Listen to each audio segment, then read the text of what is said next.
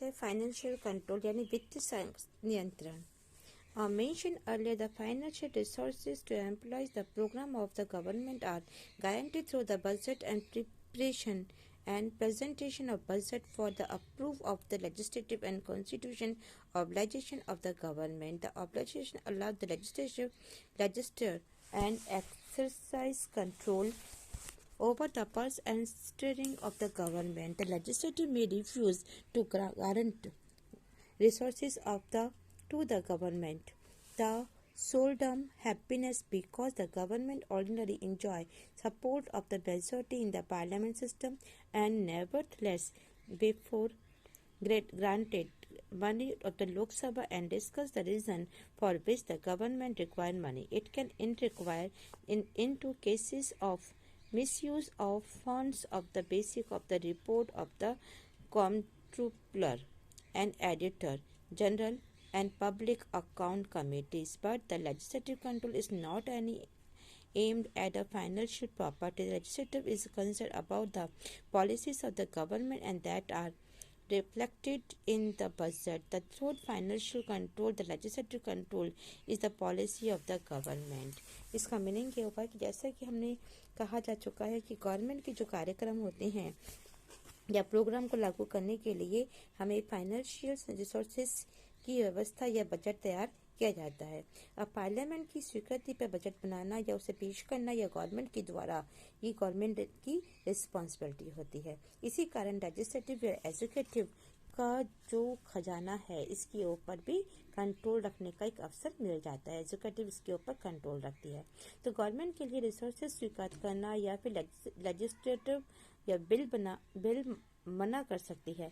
ऐसा इसलिए नहीं हो सकता क्योंकि एग्जीक्यूटिव को लेजिस्लेटिव से बहुमत या मेजोरिटी प्राप्त होती है. फिर भी वो मनी बिल को स्वीकृत करने के लिए पहले लोकसभा में द्वारा गवर्नमेंट द्वारा धन मांगने पर या फिर मनी मांगने पर जिन कारणों का चर्चा कर सकती है कि क्यों ये धन या पैसा मांगा जा रहा है. ये भी भारत में नियंत्रण महालेखा परीक्षक और पार्लियामेंट की लोकलेखा समिति यानी कि जो समिति बनी हुई है इसकी रिपोर्ट के आधार पर ही हम रुपयों का दुरुपयोग की जांच भी कर सकते हैं.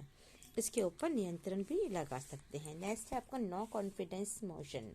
The most powerful weapon that enable the parliament ensure executive uncountable in the no confidence motion as long as the government has the support of its party or coalition of the parties that have the majority in Lok Sabha.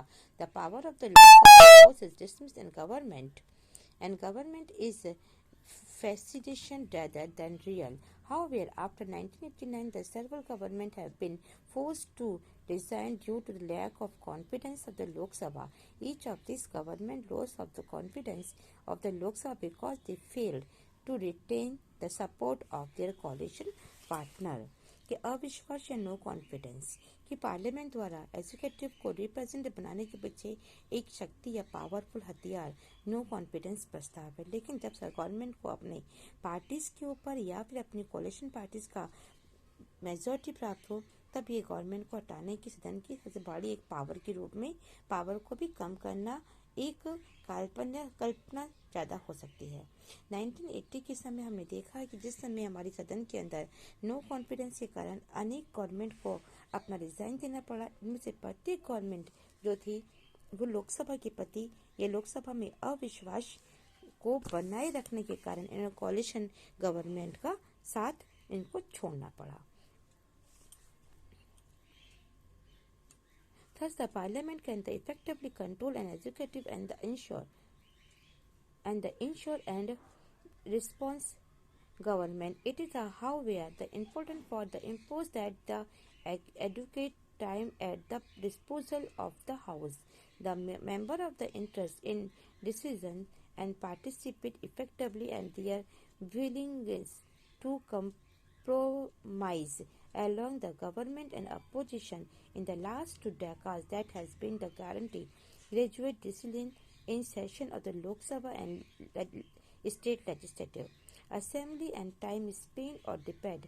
Moreover, the House of the Parliament have been plagued by the absence of quorum, boycott of session by the member of the opposition, which deprived the House the power to control the executive through decision. लेकिन 1989 के अंदर सदन के अंदर इस प्रकार से हमने देखा कि पार्लियामेंट एग्जीक्यूटिव को इफेक्टिव बनाने के लिए नियंत्रित करने की कोशिश कर सकती है और इसके प्रति वो रिस्पॉन्सिबल भी हो सकती है, परंतु इसके लिए जरूरी ये होता है कि पार्लियामेंट के पास पर्याप्त समय हो और बहस करने में वो रुचि रखते हो, इसे इफेक्टिव ढंग से वो भाग या पार्टिसिपेट कर सकते हो। तो गवर्नमेंट और अपोजिशन के आपस समझौते करने में की इच्छा हो। पिछले 2 दशक के अंदर हमने लोकसभा और राज्य विधानसभाओं के अधिवेशन में होने वाली बहस के ऊपर भी काफी कुछ बहस पर खर्च किए जा रहे समय और उसमें उत्तरों के मिलने की गिरावट भी आई है कि जो आंसर्स मिले हैं वो आंसर्स सही तरीके से नहीं थे। इसके अतिरिक्त भी हमने देखा कि पार्लियामेंट में दोनों हाउस में कोरम का अभाव था, यानी विपक्ष द्वारा जो अधिवेशन के अंदर बहिष्कार यानी वॉकआउट कर जाना, ऐसी भी प्रॉब्लम्स हो रही थी, जिससे वाद विवाद के समय या डिबेट के समय जो एग्जीक्यूटिव को कंट्रोल करने में अपनी काफ़ी पावर को यूज़ करना पड़ा था।